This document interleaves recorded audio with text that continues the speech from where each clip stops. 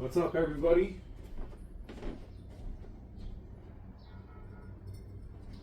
Welcome, welcome, welcome. Hope everybody's doing absolutely amazing today. Today, we are going to cover the Narcissist Archetypes, right? And the reason I'm covering this subject is because it ties in with shadow work, and it's a really controversial subject, especially in the realm of psychology and therapeutic practices, which, let it be known, I just want to put it out there that I am not a certified psychologist, psychiatrist, practitioner. I am a shadow work practitioner. I specialize in shadow work, but I'm also I'm numerologist and clairaudient, clairvoyant, psychic, medium, a long list of other things. Okay, so I'm just putting that out there, and everything here that I'm presenting to everybody who's viewing right now, let's just put it out there that this is for entertainment purposes and educational purposes only. Okay, so that being said, I'm going to cover, if any of you have seen my prior post, I did a post where it's consists of slides, right? And the title of that video that I shared with everybody has to do with the subject of Archons. What are the Archons? And we're going to speak a little bit about Archons before I jump into narcissism, because ancient studies that talk about the Archons and the different archetypes of the Archons, it correlates and plays into narcissistic roles and behaviors and all that good stuff, right? All that greatness, right?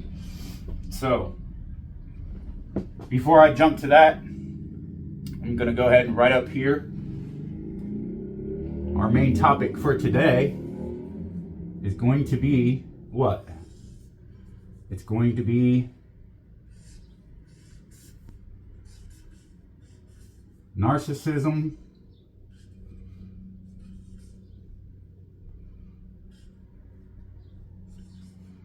I probably spelled that wrong. I think it's got two S's in it, but who cares? Narcissism, or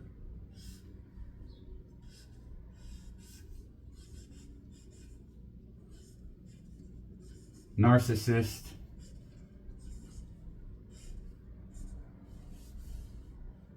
archetypes.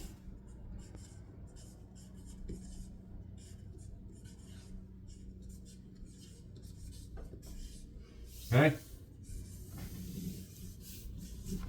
All right. So, before we jump into that, we're going to talk about the Archons. All right. Because in the depths of ancient Gnostic wisdom, right, the Archons are described as non-human intelligences, right? And it's said that they're not physical in a way that we are, but believed to be very real.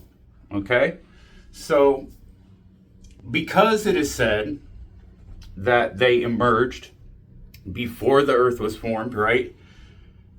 And that they were existing in a kind of artificial matrix that imitates divine order. So, but even though that it mimics divine order, they lack the true soul or consciousness, right, of what we do as humans, right?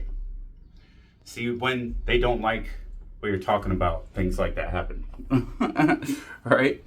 Okay. Now, however, when it comes to the Archons, on a cosmic level, right, they're inorganic entities said to be born from a celestial anomaly. So the Gnostics explain it as a huge divine misstep, a mistake that happened. And so while they're born from this divine misstep, this celestial anomaly that happened, you know, it's said that they dwell in the planetary spheres, but they're cut off.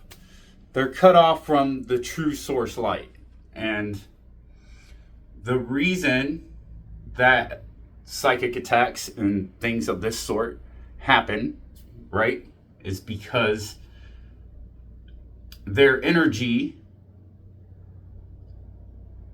lacks the empathy state, the side of some people who are like NPCs. We know this. If you know what an NPC is, you know, you do. If you do, you do. You don't, you don't. I'm not going to go over NPCs right now. You can jump on YouTube and look, what are NPCs? I'm not talking about computer programs, but if you believe that we live in a simulation, well, you know, take what you want from it. Anyhow, they envy humans because they don't have souls, right? That's one way of looking at them, right? So before I go on to anything else any further, I'm just going to, in a nutshell, tie this into a quick little recap, because in the Nag Hammadi Library and in Gnostic studies, right? I'm not saying that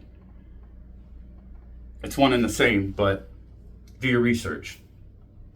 So there's a story, and if you know the story of Sophia and the Demiurge, well, this is where the Archons come from, right? The story of the Archons, because Sophia, right? Sophia was a divine mother archetype who was an eon, right? So we're talking about way before the Bible, before Genesis even happened, right? We're talking about things in existence in the heavens before the planets and the physical earth was even a thing. So Sophia decided that she wanted to create something, a living thing, right? And when eons create things, they create things out of balance in both divine masculine and feminine counterparts. So when you create something, right? So when we as humans make babies, we need the female to make a baby, right? I mean, unless you're cloning, which I don't approve of. Okay, so anyways, moving on. Sophia decides that she wants to create something, but she's going to do it against her better judgment. And she does so out of balance, creating it in just feminine, divine feminine energy without her masculine counter partner, right? And so when she did this, it created a unbalanced being that was born in masculinity, which was the demiurge. And the demiurge is said that the demiurge believed that he was God. So she tried to hide the demiurge and seal him and put him in a different realm in the cosmos, right? And so when she did this, the demiurge, thinking that he's all-knowing, the badass, and runs everything, believes that he is the only God, right? He is the jealous God of the Bible. He is the one who says, you should not worship any gods before me. I am a jealous God. He's the hateful, envious God who wants you to sacrifice your loved ones and all that great nonchalant stuff, right? A whole mess of stuff. Crap, right? Now, the demiurge decides that he wants henchmen, right? And his henchmen are, you guessed it, the Archons. So he creates these Archons to be a part of his team, right? So he creates the earth. It's said that he created Earth as a type of prison planet, is how the story goes, right? I don't ever take, just for a moment, I don't ever take everything literally. If you're interpreting the Bible or any other study as literal, well, you're probably pretty miserable in life.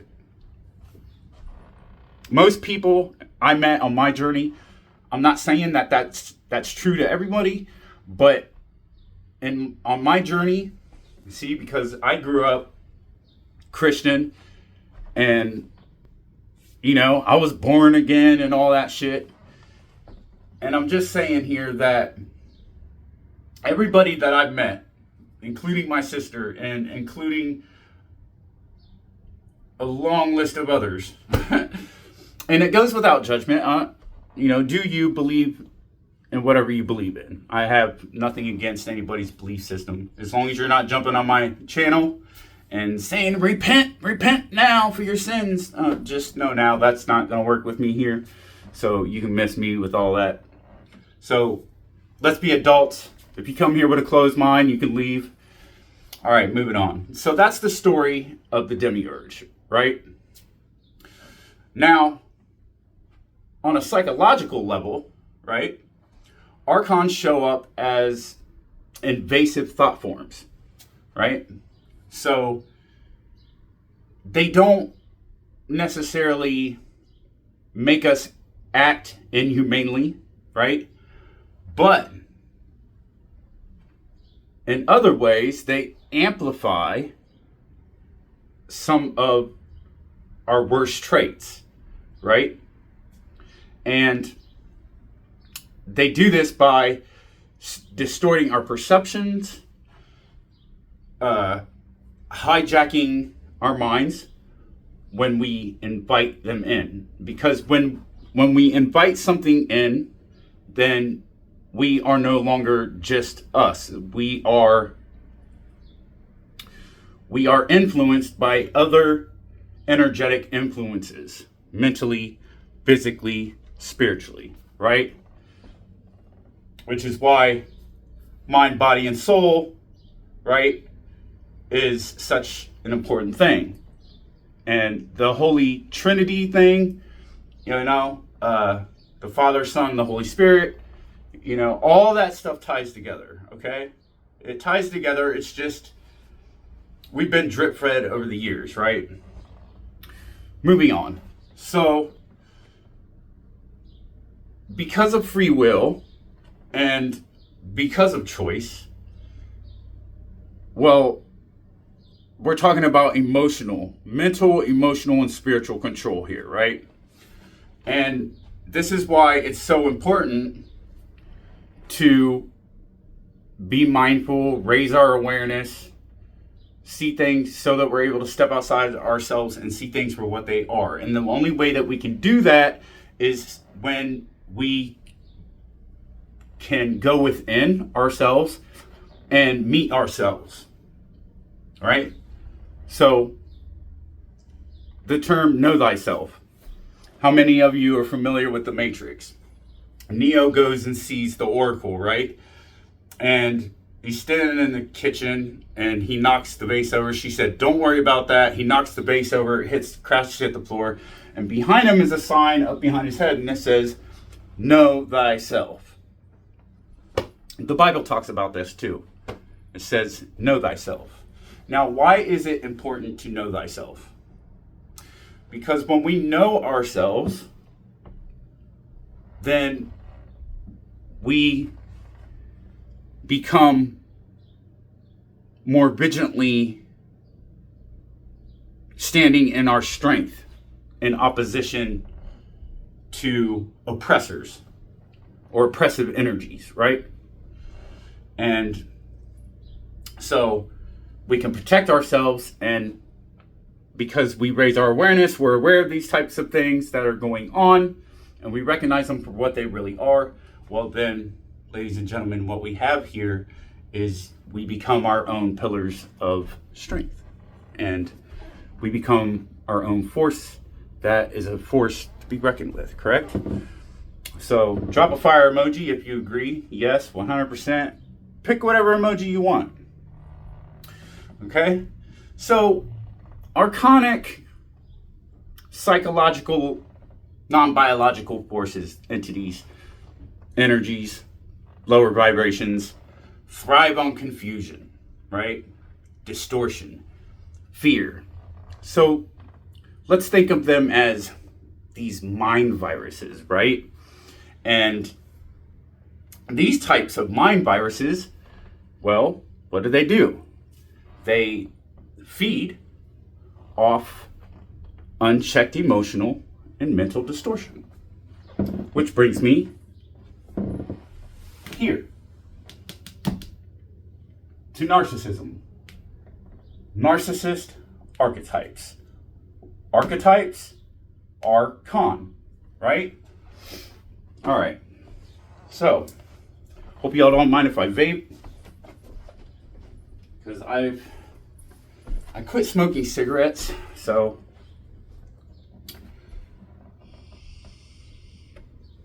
now I just do CBD vape, so I don't go back to smoking, because I don't want to go back to smoking. It's no fun. All right, so let's jump into this.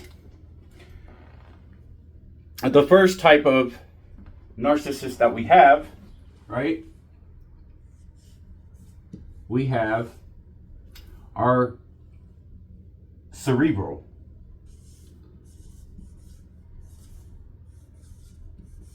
Our cerebral, right?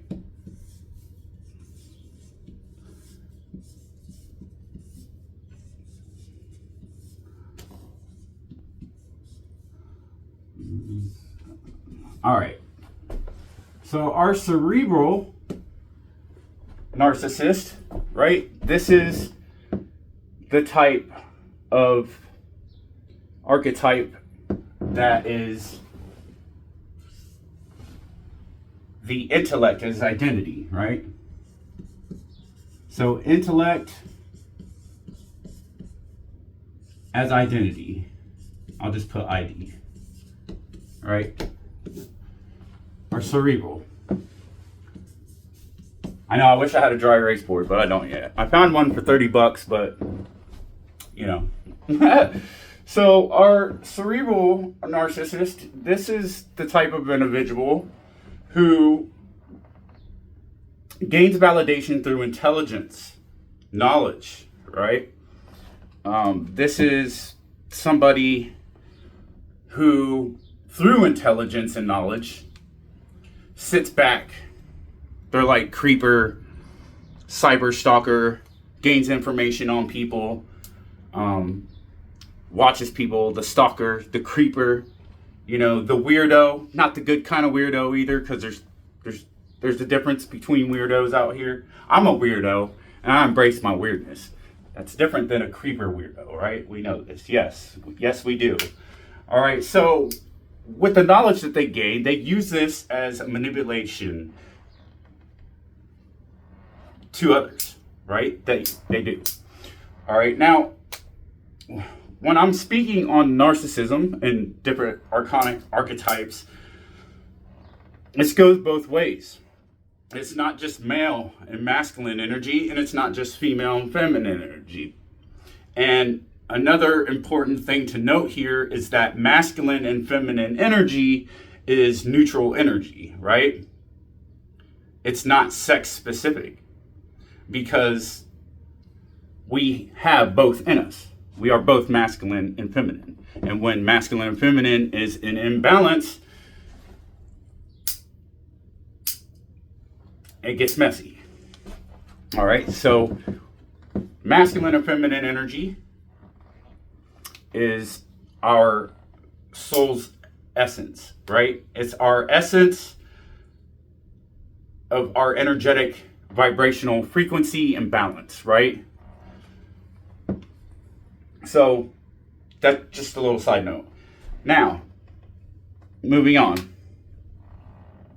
The cerebral narcissist who gains this knowledge and wisdom they're going to get all this knowledge, learn about somebody, find out what it is that they like, and then we're going to make our move. They're going to make their move, and they do it by being witty, right? So this type of narcissist is the type who often talks at people. So if you've ever had a conversation with somebody and you continuously get interrupted by this person, right? Well, they like to talk over people. They talk to you, you know. It's this way, it's that way. You're not telling me any different. I'm a fucking know-it-all. That's a cerebral narcissist, all right? So, you know, the type who, God, what a dumbass, you know, that's just, they think that anybody else around them, they're mentally lower than them and inferior to their intelligence. And they get off on trying to prove themselves about it. Mr. and Mrs. always fucking right about everything, right? And that, ladies and gentlemen, is our cerebral narcissist, right? So, the cerebral narcissist is, you know, they see others as mentally inferior, gets off on proving it, and they're the insufferable know-it-all. These are our pedestal types. They are the ones who, in their ego, sits way up here on the high horse, and they're opposite of humble, far from humble, far from mindful. They're the self-centered type, right? But they don't see the tower coming, you know? These are the people that I watch day in, day out, all the time, and I see it in both male and female. Because it does. It goes both ways. Now, so there's that. So we have the cerebral. The next up on the list, our second type of narcissist, is our somatic. So, our somatic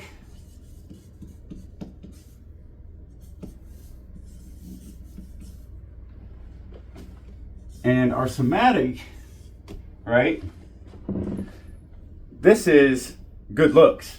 This is body as currency, right? Body as currency. All right. So this is somebody who is obsessed with their physical appearance, their fitness, and sex appeal. Ooh, baby. Right? So somebody who uses their body or their beauty to dominate or seduce others. We see this a lot on social media, right? Where, women will wear... There's a difference. There's a difference between looking good and, not being like you're all that. Like you're too good for somebody else. You're all that in a bag of fucking chips. Your shit don't stink. And we see a lot of people do this. Men do it. Women do it. Right? And the thing about narcissism is it's very neutral. Right? Yes, it is. When it comes to the different archetypes of narcissism, it sits in a neutral state. And whether we're aware of it or not is a whole nother thing. So, if you want to get technical, everyone in the world is a narcissist. Right? It's just some are born narcissists, and that's the way they are, and it's a diagnosis, in psychology, it's a diagnosis type. It's a trait. It's a personality. Multiple personality traits and things of this sort, right? And then you have the narcissist who's made, depending on their living environment, how they was raised, or maybe they were abandoned, right? And this is why it ties into shadow work, right? So anyways, the somatic narcissist, they flaunt what they have. They're that externally polished. I got to look really good. I'm going to put up an act. But on the inside, they're hollow, right? So, and we see this on social media all the time. It's yet another mask of identity, right? And this is why I talk about the 4 agreements on my channel. Because the 4 agreements helps us conquer the narcissistic archetypes that are part of personality traits, which ties in, like I said in the beginning, into Archons. And the agreements that we make, that we have in the past when we, and that'll be a subject for another time, but when we renounce our prior agreements from our past, well, then we rewrite and stand back in our power. This is how we take our power back, right? And so you can check on my channel here, or my feed, TikTok, whatever, and you'll see the 4 agreements I post. And I'll probably read the 4 agreements book today. We'll see how much time, because time's an illusion. So as long as I'm not too busy, well, then I'll do that. That's something that we'll get to today if I happen to have the time to do so. And so far, I don't have anything going on today. Just wanting to do this, and who knows? We'll see what happens. So our next type of narcissist is our overt. So we have our overt, O-V-E-R-T, right? And this type of narcissistic trait is known as loud and proud, right? This is our brag about everything. I'm the fucking shit at what I do, and you're not telling me any different, and you're just belittled and you're a piece of shit. No. So this is somebody who's really outwardly arrogant, the aggressive type, This is our attention seekers, right? Somebody who is constantly in need of other people's approval, thinks they are superior and entitled to special treatment. You know, Daddy, please buy me something and spoil me. I'm looking for a daddy. Yeah, those types. And men do it too, you know. They want to, you got a lot of guys out here who go out and just get with a female, don't want to work a job, and they just want to put their little nasty narcissistic things, tentacles into your money bank account. And it's, you know, these are the types who are really dismissive. They dismiss criticism. They can't take constructive criticism whatsoever. They get bent out of shape about it. They get pissed off. This is our keyboard warriors, right? And so, and it's also somebody who likes to dominate the conversations, who sits up on the high horse with ego, right? Which ties back to, you know, our cerebral narcissist. Intellect is identification, right? So, there we have it. We have our overt narcissist. Our next narcissist on the list is our covert, right? So we have Covert. This is our covert. And our covert narcissist is the victim in disguise, right? Victim in disguise.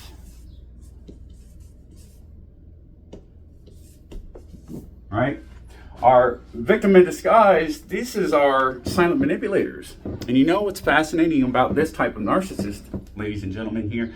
Because what we have is this actually ties into infancy, right? Because what do we do as babies? As babies, we learn to manipulate, right? When we're hungry, we cry, and then, but how do we know, how did the baby know to cry? How did the baby know to cry in order to get, I'm hungry? Or, you know, I got a shitty diaper, pissy pants here, you're gonna change me away, you're gonna take care of me or what? You gonna wash my ass? What's good? Well, that's stems from infancy, right? So you see, because it goes all the way back to infancy, the covert, right? And that's why parenting plays a huge role too, about how we was raised, how we grew up, as well as our environment, what goes on. Not everybody's a great parent, you know, but again, it goes without judgment, because not everybody was as fortunate as others, right? So we have, and that's why it's so important to be mindful, right? So the silent manipulator, we do this as kids too. I'm sure a lot of parents will agree with me with this and can vouch. I'm a dad. My son is grown. He'll be 20 soon. Lives in Florida, has a girlfriend, living a great life, and I'm proud of him. So I did good, you know, but I didn't do it alone. So anyhow, the silent manipulator. So here, I'm gonna go ask mom if I can have this. If mom says no, I'm gonna run the dad. If dad says no, well, I guess I'm not getting shit, right? Now, a lot of people, they either grow out of it, depending on the strictness of the parental experience of how we come up in life, right? And then you have those that don't grow out of it, who want to continue being childlike. Not that there's anything wrong with being childlike, because we need to be childlike. We need to be playful in order to enjoy life and enjoy the little things in life, right? Because there's so much, life is so much bigger than what we think it is, right? So the silent manipulators are the ones who, they'll be like, you know, I think we get the point here. Moving on. So passive aggressive, right? So they're very passive aggressive. They're the types that, poor me, you know, I'm going to make you feel like shit because you just ate that food in front of me. Yes, I am.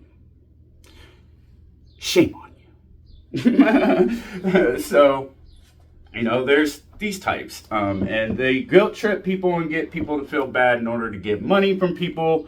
And basically just try to get a free handout on things, right? So there's that. They also pretend to be humble. They consistently always craves validation, but hides behind false modesty or fragility. And we see this a lot on social media too. Poor me, boo-hoo, oh my God, somebody please help me with money, or why is everything happen to me? Or why is everything happen to me? You know, and well, when you wake up and you've been on your path, like I have and many others have, and everybody has different practices and beliefs, but when it comes to the whole spiritual awakening thing, and in terms of shadow work, then we understand what's really going on here now, don't we? And we know that things don't happen to us, that they happen through us. Because why? Because we mirror one another. It's all smoke in the mirror, right? That's why projecting is a thing. And from projecting onto others is another form of psychic attack, right? So, you know, this is somebody is, you know, like, hey mom, or hey best friend, and didn't so-and-so say this, and didn't so-and-so say that, right? That's craving validation, right? That's those types. I've dated one of those types. God, you know, it is what it is. So there's that. False modesty hides behind fragility. All right. Then our sixth type of narcissist, right? Or our fifth is our malignant. M-A-L-I-G, malignant. I think I spelled that right. And this is our predator in the shadows. Predator in shadows.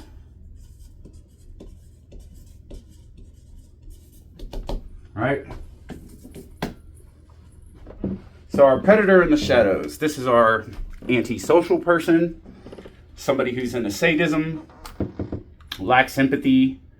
So who knows? Might be Elon Musk.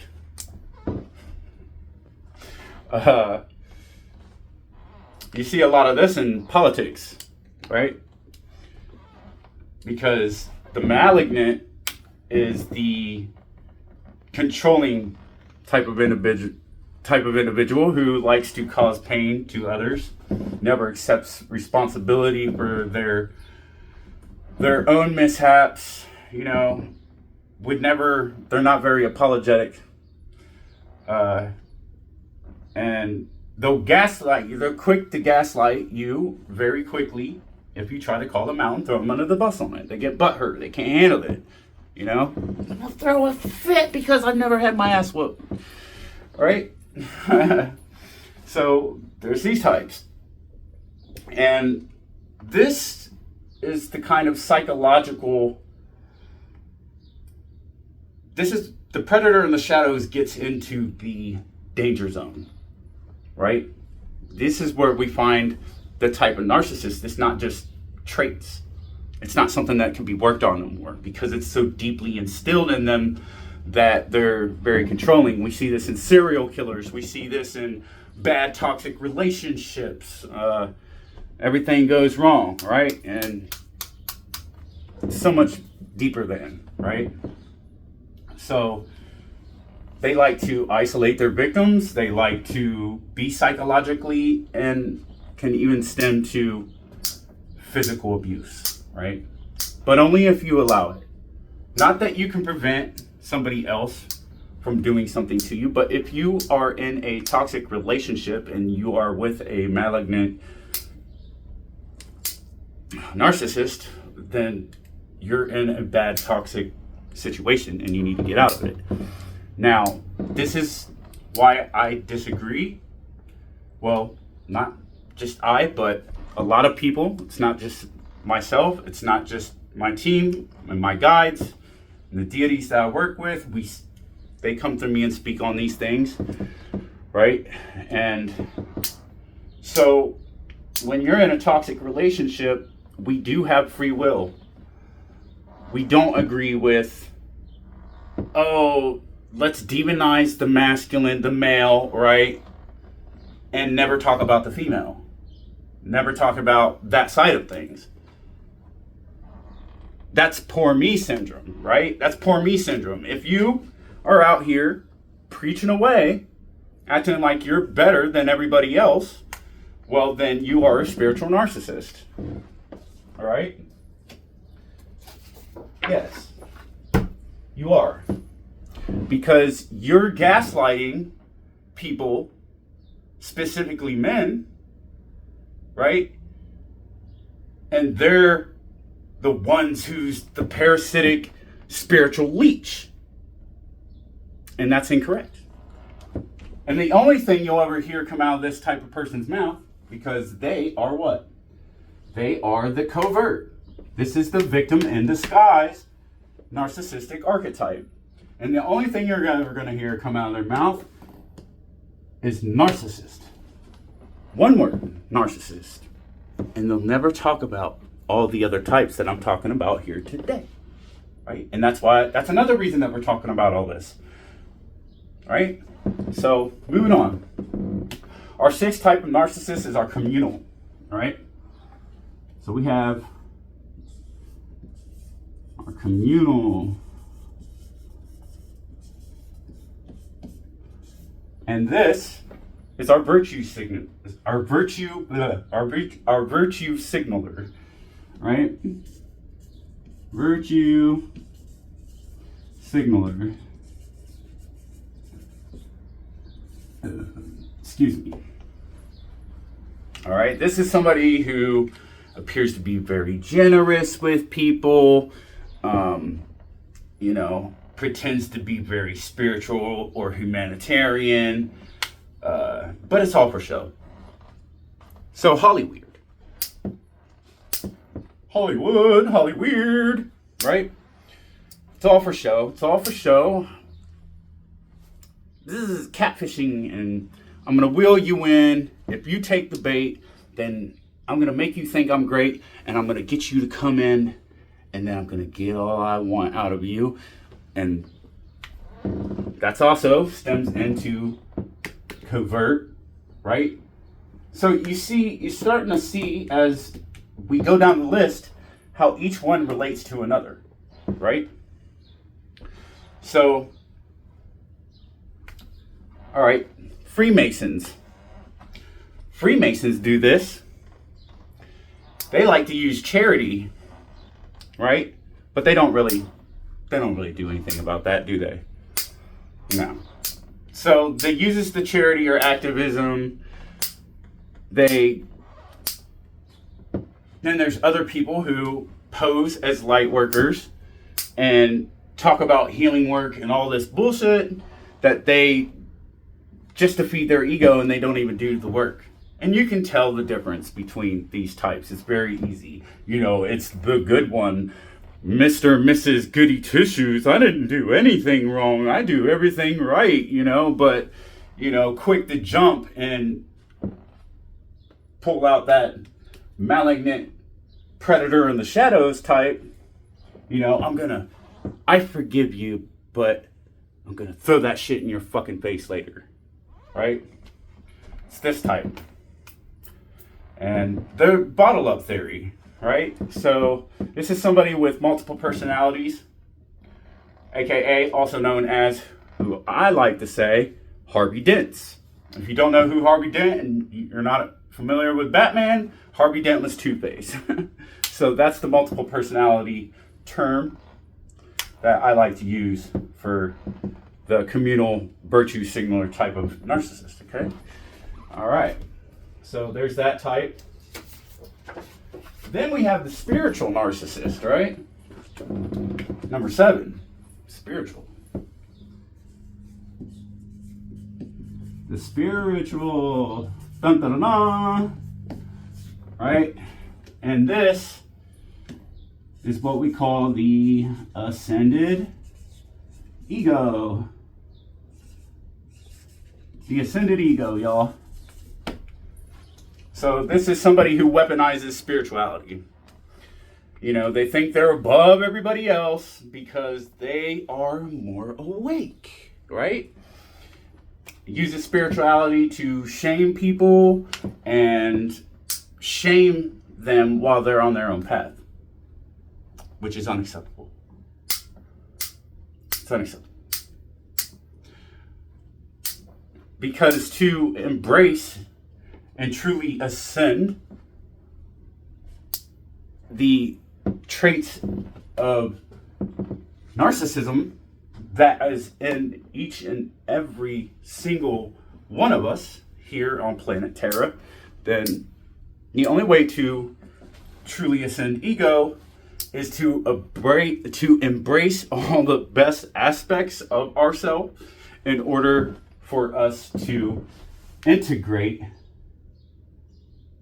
because we learn why that doesn't work when we no longer resist, right? Which cannot be done without doing shadow work,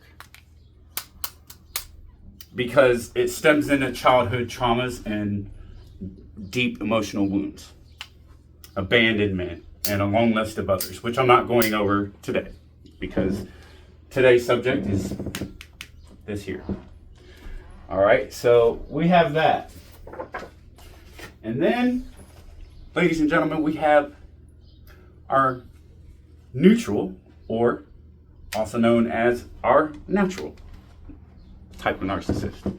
And this is a gray zone when it comes to narcissism, because it's between wounding and the traits that are in each archetype. You know, it's not, they're not weaponized. Nothing is weaponized. So they're just there. They're present. They're possible. So a lot of people who are in the neutral natural zone of narcissism, right, are still in the threshold of in-betweens. And what do I mean by that? I mean that this is the healing phase, this is the shadow work phase, right? And so we're talking about unconscious, or also known as subconscious, right? And we know that the subconscious mind is hell. If you're not familiar with this kind of work, do your research or stick around, because I'll be teaching a lot of this stuff too. So it's unconscious, deep subconscious, personal hell operation. So you might be fully consciously aware going throughout your day, every day, day to day, and you know, this doesn't make you a malicious. It's not malicious, but it's not conscious either, right? Okay. So there's that. And now see, why is it important to talk about and raise awareness to the neutral state of narcissism? Because now that we're aware of the different narcissistic archetypes, and we understand that we are no different than anybody else. We are different, yes, in our own unique, standing in our own personal power. There's a proper way to go about things, and you can't have one without the other, the yin and yang, the light and dark, because the universe is a mirror, right?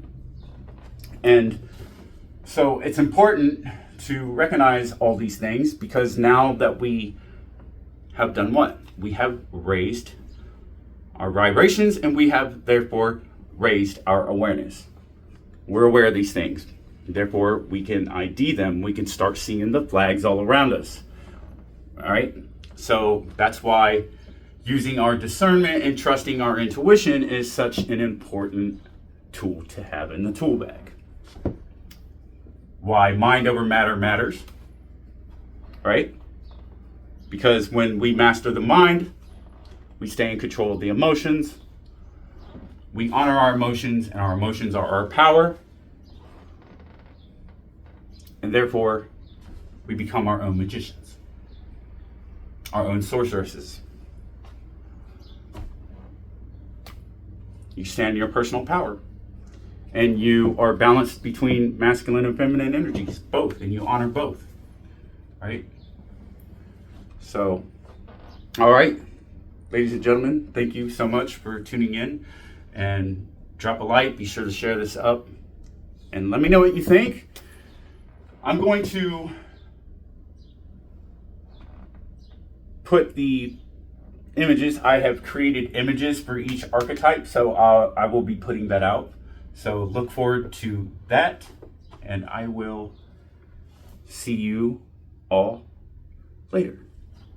Thank you for tuning in to Shadow Nexus. I appreciate you. Much love, and have a great day and rest of your evening.